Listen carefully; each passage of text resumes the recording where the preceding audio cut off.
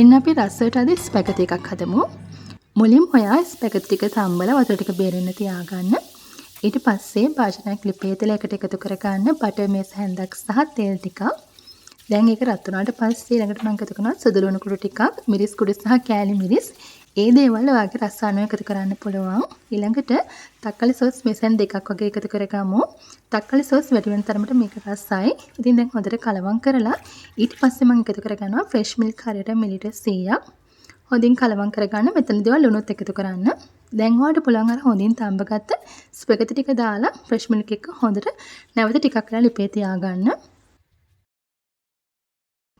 දැන් ඔයාලට ඔන්න පුළුවන් ලිපේක ඉඳලා හොඳට මඩු කරලා මේකට එකතු කරගන්න මොසරෙලා චීස් ටිකක්, ඊළඟට ගම්බිරිස් ටිකක් සහ මම එකතු කරගන්නවා බෙදගත්ත චිකන් සහ සොසේජස් ටිකක් තමයි මම එකතු කරගන්නේ.